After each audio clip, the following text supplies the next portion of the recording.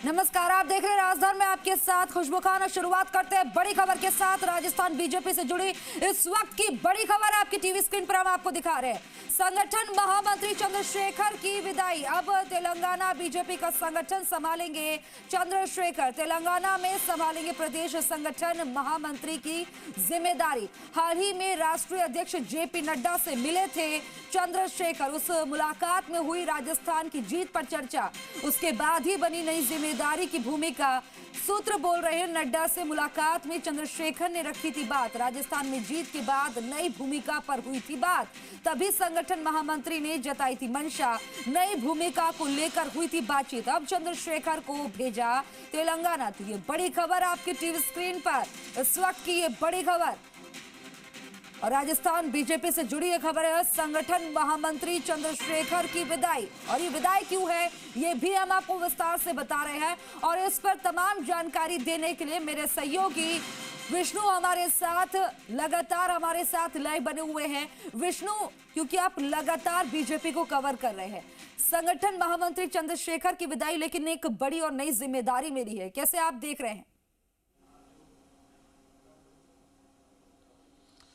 बिल्कुल, संगठन महामंत्री चंद्रशेखर को यहाँ 6 साल हो गए थे, लगातार वो काम कर रहे थे। उनके नेतृत्व में एक बड़ी जीत भी मिली। बीजेपी को लोकसभा चुनाव में पिछली बार 25 में से 25 सीटें मिली।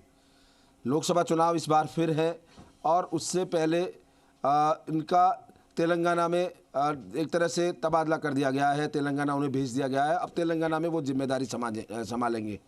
तेलंगाना में बीजेपी को सफलता अपेक्षित नहीं मिल पाई थी, लेकिन लोकसभा चुनाव है। ऐसे में वहाँ पर संगठन जो उनकी कुशल रणनीति है उसका फ़ायदा बीजेपी से लेना चाहती है संभवतया, क्योंकि 6 साल से लगातार इन्होंने पिछले लोकसभा चुनाव में यहाँ पर 25 में 25 सीटें, उसके बाद इस बार विधानसभा जो मुश्किल की घड़ी थी विधानसभा चुनाव में, उनमें भी यहाँ पर उन्होंने जीत दिलाई।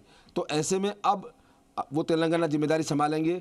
मेरे सहयोगी शशि मोहन मेरे साथ हैं, उनसे बात करते हैं।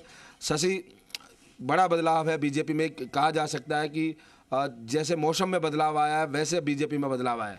देखिए विष्णु, बहुत बड़ा बदलाव होता है भारतीय जनता पार्टी में संगठन महामंत्री का पद का जब कोई जिम्मेदारी बदली जाती है। जब 17 अगस्त 2017 में चंद्रशेखर राजस्थान आए थे तब परिस्थितियां क्या थी? तब राजस्थान में बीजेपी की सत्ता थी। चुनाव में तकरीबन 1.25 साल था। उस चुनाव के लिए मेहनत करनी थी, उन्होंने काम भी किया।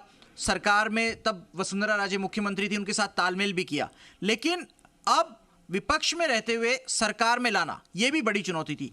उसके बाद क्या होगा ये सवाल था कि क्या चंद्रशेखर रहेंगे, क्या चंद्रशेखर जाएंगे। और पिछले दिनों जी राजस्थान ने खबर दिखाई थी कि जेपी नड्डा जो बीजेपी के राष्ट्रीय अध्यक्ष हैं, उनसे चंद्रशेखर की मुलाकात हुई, बातचीत हुई। राजस्थान में जो जीत मिली उस पर बातचीत हुई और उस बातचीत के दौरान उनके काम को सराहा गया। लेकिन जब उन्होंने ये भी कहा कि अब नई जिम्मेदारी दी जाए, उस पर भी केंद्रीय आलाकमान ने सहमति जताई।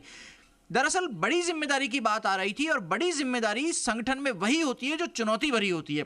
चंद्रशेखर ने भी कुछ ऐसी मंशा जताई जो हमारी जानकारी में आया सूत्रों के हवाले से कि पार्टी अध्यक्ष, राष्ट्रीय अध्यक्ष और कुछ अन्य लोग बैठे थे। तब ये बात आई कि अब बड़ी भूमिका दी जानी चाहिए और उस बड़ी भूमिका को देखते हुए ही तेलंगाना जैसे जो सीमावर्ती राज्य है, वहां पर जो गैर हिंदी भाषी राज्य है, जहां पर बीजेपी कठिन चुनौतियों का सामना करेगी, उस जगह संगठन कौशल दिखाना होगा चंद्रशेखर को और इसके लिए उन्हें तेलंगाना भेजा गया है। आप देखिए, हाल ही विधानसभा चुनाव हुए, वहां भारत राष्ट्र समिति, जो पहले तेलंगाना राष्ट्र समिति हुआ करती थी टीआरएस की, वो बाहर हुई है।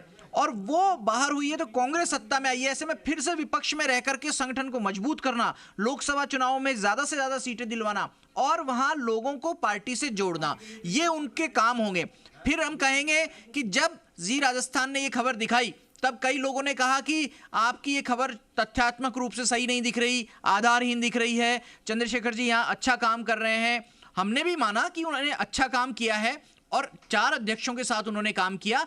लेकिन जो पार्टी के सूत्रों से मिल रही थी खबर, जेपी नड्डा और उनके आसपास के जो लोग थे, वहां से ये खबर आई कि चंद्रशेखर को नई जिम्मेदारी दी जा सकती है, नया दायित्व दिया जा सकता है और अब उन्हें तेलंगाना बीजेपी का संगठन महामंत्री नियुक्त कर दिया गया है। ऐसे में लोकसभा चुनाव से पहले उन्हें वहां पर महत्वपूर्ण भूमिका में काम दिखाना होगा और जी राजस्थान अपनी खबर के साथ डटा रहा, अपनी खबर तथ्यों के आधार पर सही बताता रहा और जो सूत्र थे वो इतने विश्वस्त और इतने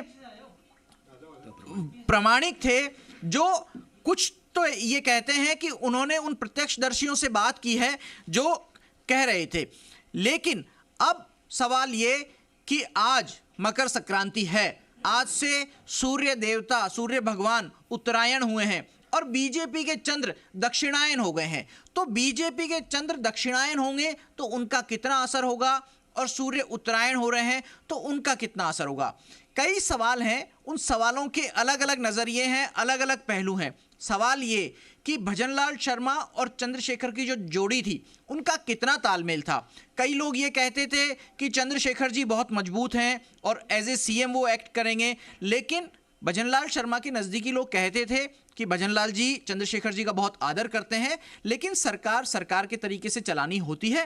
हो सकता है केंद्रीय नेतृत्व तक भी यही चीज़ हो, तो भजनलाल शर्मा का इकबाल कैसे बुलंद हो मुख्यमंत्री के रूप में, हो सकता है उसके चलते ये एक बदलाव हुआ हो। दूसरा पहलू ये है कि दोनों मिलकर 1 और 1 11 की ताकत रखते थे, लेकिन अकेले दम पर फैसले लें भजनलाल शर्मा, उनकी स्वीकारोक्ति हो। दूसरा कारण ये हो सकता है। तीसरा कारण तेलंगाना में बीजेपी को मजबूत करना, यह भी एक चंद्रशेखर की भूमिका होगी। चौथा कारण आप देखिए, सुनील बंसल जो भारतीय जनता पार्टी के राष्ट्रीय महामंत्री हैं, उत्तर प्रदेश में उन्होंने संगठन महामंत्री के रूप में लंबे समय तक काम संभाला, 2 बार सरकार लेकर के आए, उसमें भी उनकी भूमिका रही। सुनील बंसल को जब एलिवेट किया गया राष्ट्रीय महामंत्री के रूप में दिल्ली, तो उन्हें प्रभार दिया गया बंगाल, उड़ीसा और तेलंगाना जैसे गैर हिंदी भाषी राज्यों का, और उस राज्य में काम करने के लिए उन्हें ऐसे व्यक्ति की ज़रूरत थी जो उनकी सारी बातें समझते हों। जब सुनील बंसल संगठन महामंत्री थे उत्तर प्रदेश में, उस समय पश्चिमी प्रांत का काम संभाला करते थे संगठन मंत्री के नाते चंद्रशेखर, तो दोनों की बॉन्डिंग अच्छी है और सारी बातें समझते हैं। अब देखिए, सुनील बंसल राजस्थान के हैं, वो उत्तर प्रदेश में जाकर काम कर रहे हैं। चंद्रशेखर मूल रूप से उत्तर प्रदेश से आते हैं, राजस्थान में उन्होंने यहीं रह करके काम किया, कभी अपनी जाति, वर्ग, बैकग्राउंड, किसी चीज़ का जिक्र नहीं किया। वो सिर्फ चंद्रशेखर रहे, चंद्रशेखर कौशिक कभी नहीं बने। और उन्होंने जिस तरीके से राजस्थान में काम किया उत्तर प्रदेश से आकर के, उस काम को तेलंगाना में अब उन्हें करना होगा। और सुनील बंसल और उनकी अच्छी बॉन्डिंग रहे, तेलंगाना में वो काम जो भी तालमेल से निर्देशित किया जाए उसे पूरी प्रक्रिया के स्वरूप अंजाम दिया जा सके, कार्यकर्ता को लगातार मोटिवेट रखा जा सके, पॉजिटिव एटीट्यूड के साथ में, और सकारात्मक दिशा में क्या काम हो सकता है। संगठन कौशल की रचना उन्होंने देखी है अलग अलग जगह, इसलिए उनके लिए कोई नई बात नहीं है। हाँ, गैर हिंदी भाषी राज्य में काम करना थोड़ी चुनौती होगी, लेकिन जब वहाँ की ज़रूरतें, वहाँ के मुद्दे, वहाँ के विषय समझ में आएंगे तो उस पर भी काम मजबूती से होगा। लेकिन सवाल ये कि अचानक बदलाव है, या ये बदलाव प्रक्रियागत है, या ये बदलाव अपेक्षित था, या ये बदलाव उनकी मांग पर किया गया है, ये सवाल है जिसका जवाब आने वाले दिनों में मिलेगा, ऐसी उम्मीद की जानी चाहिए। लेकिन जब सबसे पहले जी राजस्थान ने खबर दिखाई तो बीजेपी के दफ्तर से अभी फोन आया, जब मैं फोन इन पर जुड़ा था तो दूसरे फोन पर कॉल वेटिंग में आ रहा था, और लोग ये जानना चाह रहे थे कि क्या ये खबर सही है। तब जब हमारी फोन इन पूरा हो गया, आप फोन इन पे जुड़ गए थे, तब हमने बातचीत की लोगों से, हमने कहा कि ये खबर सही है। जब जी राजस्थान ने ये खबर दिखाई है तो ये सही है और तथ्यात्मक रूप से प्रामाणिक भी है। बिल्कुल, शशि ने कहा कि जी राजस्थान पे खबर चली वो सही और प्रामाणिक है। इसका पहले भी चुनाव में हो चुका है, जब चुनाव चल रहे थे तो चाहे प्रत्याशियों के नामों की घोषणा से लेकर संख्या तक, मंत्रियों की संख्या तक, तमाम जब जी राजस्थान ने खबर प्रसारित की तभी उस पर मोहर लगी। लोग बीजेपी में यहाँ तक कहते हैं कि खबर वही जो जी राजस्थान दिखाए वही सही। लगातार ये विश्वास, भरोसा बना हुआ है, दर्शकों का भी बना हुआ है। लगातार यही कारण है कि रेटिंग में आगे चल रहे हैं। बात चंद्रशेखर की कर रहे हैं तो चंद्रशेखर ने उत्तर प्रदेश में अच्छा काम किया है, और उसके अलावा उसके बाद जब उन्हें राजस्थान भेजा, यहाँ भी उन्होंने बढ़िया काम किया। मैं एक बार कैमरे पर ये दिखाना चाहूँगा, बिल्कुल शशि, ब्रजेश से कहूँगा जरा इस पर फोकस करें। ये संगठनात्मक नियुक्ति का पत्र है जो अरुण सिंह बीजेपी के राष्ट्रीय महामंत्री हैं, प्रभारी हैं, 15 जनवरी 2024 को ये पत्र जारी किया गया है। इसमें साफ लिखा है, भारतीय जनता पार्टी के राष्ट्रीय अध्यक्ष माननीय श्री जगत प्रकाश नड्डा जी ने श्री चंद्रशेखर जी को तेलंगाना प्रदेश भारतीय जनता पार्टी का प्रदेश महामंत्री संगठन नियुक्त किया है। यह नियुक्ति तत्काल प्रभाव से लागू होगी। और नीचे अरुण सिंह के दस्तखत हैं। ये दस्तखत अरुण सिंह के हैं और पार्टी के दफ्तर से ये जारी हुआ है। हालांकि इससे पहले कई तरह की चर्चाएं रहती थी ऐसे आदेशों को लेकर के, लेकिन अब यह आदेश आ गया है और इसमें प्रतिलिपि भेजी गई है प्रदेश प्रभारी को, यानी खुद अरुण सिंह के पास भेजी गई है, और साथ में तेलंगाना को प्रदेश अध्यक्ष तेलंगाना बीजेपी और सूचना के लिए भेजी गई है। लिखा है माननीय राष्ट्रीय अध्यक्ष जी, माननीय राष्ट्रीय महामंत्री संगठन।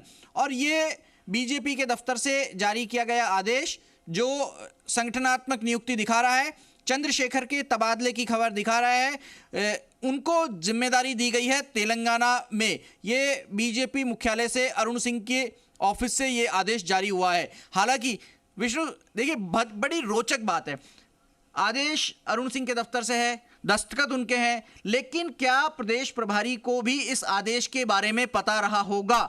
ये बड़ा सवाल है, क्योंकि जो पार्टियां हैं उनकी कार्यशैली कुछ ऐसी है कि बहुत सीक्रेसी से काम होता है। एक हाथ की खबर दूसरे हाथ को नहीं होती है। अगर माउस प्रिंट दे रहा है तो दूसरे हाथ को पता नहीं लगेगा। और अरुण सिंह जो महासचिव हैं, राष्ट्रीय महासचिव हैं, जो हेडक्वार्टर के काम देखते हैं, जिनके दस्तखत से आदेश जारी होते हैं, उनके सिग्नेचर स्कैन कर रखे हैं पार्टी ने। पार्टी अध्यक्ष के दफ्तर में ये आदेश टाइप होता है और वहीं से उनके दस्तखत स्कैन किए हुए दस्तखत कर देते हैं, क्योंकि किसी को खबर तब तक नहीं मिले जब तक पार्टी जारी नहीं करती। ये व्यवस्था है और इसी कारण से इतनी सीक्रेसी से काम हुआ है। बिल्कुल लगातार सीक्रेसी रहती है, क्योंकि पिछले दिनों भी देखा था कि पार्टी में एक हाथ क्या काम कर रहा है दूसरे को पता नहीं चल पाता। यहाँ लगातार यही प्रक्रिया रहती है बीजेपी में, और अन्य राजनीतिक दलों में भी संभवतः यही प्रक्रिया रहती है। और यही कारण है क्योंकि कहीं ना कहीं चंद्रशेखर का जो तबादला किया गया है अब राजस्थान सरकार में हो चुका है, आ चुकी है। बीजेपी ने मिशन 25 टारगेट ले रखा है, 2 बार से लगातार जीत रहे, और ये लगभग है कि अब तेलंगाना में किस तरह से विजय हासिल की जाए उसको लेकर वहां उनका संभवतः तबादला किया गया है। हालांकि जो मेरे सहयोगी शशि ने बताया कि कारण क्या है, 4 कारण उन्होंने गिनाए, चारों में से कोई भी कारण हो सकता है, लेकिन कहीं ना कहीं ये तय है कि चारों में से कोई भी कारण हो सकता है, लेकिन जिस तरह से महत्वपूर्ण कारण यही देखा जा रहा है, क्योंकि देखिए कि जिस तरह से प्रदेश बीजेपी को पीछे से मजबूत करने का काम किया है, देखिए अंदर रहकर जो है सामने ना आकर किस तरह से मजबूती दी है, उनकी रणनीतियां किस तरह से काम आई है। तेलंगाना में भी उस चीज की जरूरत है। यह भी हो सकता है कि उनके तजुर्बे का, उनकी रणनीति का फायदा वहां पर चाहिए, इसलिए वहां पर उनका तबादला हुआ है। बिल्कुल ये सही है, क्योंकि कहीं ना कहीं रणनीतिकार तो हैं चंद्रशेखर। यही कारण है कि यूपी के बाद राजस्थान और राजस्थान के बाद अब तेलंगाना जाएंगे। और चूंकि संगठन मूलतः आरएसएस के प्रचारक हैं, संगठन महामंत्री जो भी बीजेपी में हो, चाहे राष्ट्रीय संगठन महामंत्री बीएल संतोष हो या राज्यों के संगठन महामंत्री हो, वो कहीं ना कहीं आरएसएस के प्रचारक आते हैं। और वही कारण है कि वो पूरी उसी के साथ काम करते हैं, जो निष्ठा होती है उसी हिसाब से काम करते हैं। शशि मेरे साथ है। शशि, क्योंकि लगातार संगठन महामंत्री होते हैं, संघ से आते हैं और लंबे समय तक रुकते नहीं, क्योंकि कहीं ना कहीं जहां उनका कार्य पूरा हुआ वो आगे की ओर उन्हें भेज दिया जाता है जहां जरूरत होती है। देखिए, संघ हमेशा इस बात को कहता है कि बहता पानी निर्मला और चेरेवेती चेरेवेती, आप चलते रहिए। सवाल ये है कि राजस्थान बड़ी चुनौती था या तेलंगाना बड़ी चुनौती था। सवाल यह है, इन सवालों के जवाब भी हम ढूंढने की कोशिश करेंगे। सवाल यह है कि 2017 में जब आप सत्ता थी आपके पास में, पार्टी के पास में, तब आप इस प्रदेश में आए संगठन महामंत्री के रूप में। आपके काम करने के दौरान 1.25 साल आपने काम किया, पार्टी सत्ता से चली गई। क्या सवाल यह था कि आपके रहते सर पार्टी सत्ता से चली गई? आपने 5 साल विपक्ष में मजबूती से काम किया, डटे रहकर कार्यकर्ताओं को बांधे रखा, उनकी हौसला अफजाई की, और फिर पार्टी को सत्ता में लेकर के आए। तो क्या इस पर बात हो, इस उपलब्धि पर बात हो कि आप फिर से सत्ता में लेकर आए? सवाल यह है कि आप की सत्ता चली गई लेकिन फिर भी आप 25 लोकसभा सीटें लेकर के आए, इस पर बातचीत की जाए। या सवाल यह है कि आप फिर जब विपक्ष में आए उसके बावजूद 25 लेकर के आए, और सत्ता थी तब 25 आई थी, हालांकि तब उनके पहले आ गई थी क्योंकि 2014 का जो चुनाव था वो उनसे पहले हो गया था, लेकिन विपक्ष में रहते हुए 25 लोकसभा सीटें लेना, अब क्या इसे चंद्रशेखर का करिश्मा माना जाए? क्या इसे संगठन कौशल की बात माना जाए? क्या इसे मोदी का मैजिक माना जाए? तो सवाल कई हैं, बीजेपी के हलकों के बीच में ही है। बीजेपी के कार्यकर्ता खुद इन सवालों का गाहे बगाहे जवाब देते हैं, लेकिन वो कहते हैं साहब ये जवाब ऑफ कैमरा है, ये आप कैमरे पर इस्तेमाल नहीं करेंगे। इसलिए कुछ बाध्यताएं हैं हमारी, लेकिन कार्यकर्ता इनके काम से प्रेरित था, कुछ कार्यकर्ता कई बार टूट जाते थे कि पार्टी सत्ता में नहीं है, कई चीज़ें संसाधन कम पड़ जाते हैं, लेकिन फिर भी काम पर काम नई टास्क दी जाती है।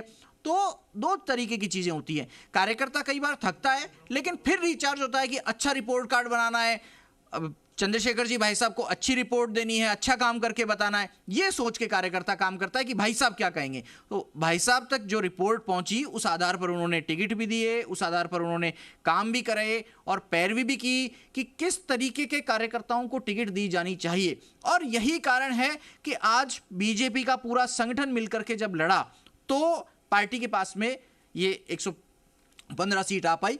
हालांकि जो कर्णपुर का चुनाव था वो पार्टी कैसे हार गई, इसका जवाब अभी तक पार्टी नहीं दे रही है।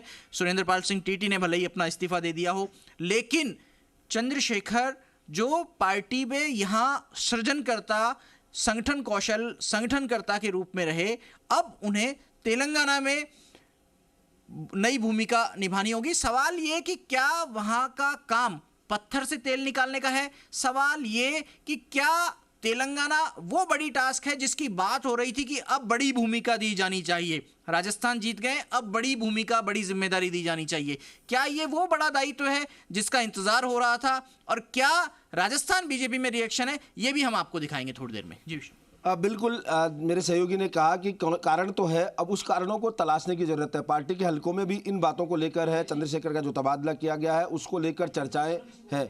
जब चंद्रशेखर जेपी नड्डा से मिलकर आए थे उसके बाद भी यहाँ जब कार्य समिति हुई थी उसको लेकर भी यहाँ पर लगातार चर्चाएं थी। उस कार्य समिति के सूचना ये भी मिल रही है, सूत्र ये भी बताते हैं कि उन्होंने पहले ही मंशा जाहिर की थी कि उनकी भूमिका को बदला जाए, इसको लेकर बातचीत उन्होंने की थी।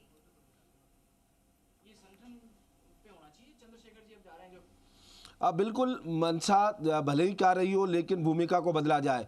मेरे सहयोगी ने अभी अभी कहा कि आसान नहीं होता, लगातार सफलता मिली है, उनके क्या कहा जा सके, कार्यकर्ताओं को एकजुट रखने का हो, नेताओं को एकजुट रखने का हो, कारण कोई भी हो सकते हैं, लेकिन अब सफलता मिली थी तो ऐसे में लोकसभा चुनाव सिर पर है। अब उन्हें तेलंगाना की जिम्मेदारी दी गई है। तेलंगाना में भी लोकसभा चुनाव है, मतलब पूरे देश में लोकसभा चुनाव है। तेलंगाना से ज़्यादा सीटें बीजेपी जीतने की कोशिश करेगी, तो वहाँ पर भेजा जाना उचित है। या अब क्योंकि विपक्ष में आ गई है वहाँ पर बीजेपी, तो अब आगे सरकार बनाए अगली बार, उसको लेकर अभी से तैयारियां, अभी से मेहनत हो, अभी से पूरी रणनीति बैठाई जाए, उसको लेकर चंद्रशेखर को भेजा गया है। इन तमाम बातों को लेकर सवाल भले ही अलझे हों, लेकिन ये बड़ी खबर है कि अब चंद्रशेखर तेलंगाना में काम करेंगे। यहाँ लगातार उन्होंने सत्ता में आई, उन्होंने अपनी बात भले ही जेपी नड्डा से कही हो कि मैं यहाँ से मुक्त होना चाहता हूँ और नया दायित्व चाहिए, लेकिन ये उनके बीच की बात है। लगातार या सियासी हलकों में अन्य कई चर्चाएं भी चल रही है, उन चर्चाओं का अलग परिणाम होगा, लेकिन रिजल्ट यही है कि अब चंद्रशेखर दक्षिण यानी तेलंगाना में काम करेंगे। जी, ठीक है विष्णु और शशि, तमाम जानकारी देने के लिए बहुत बहुत शुक्रिया।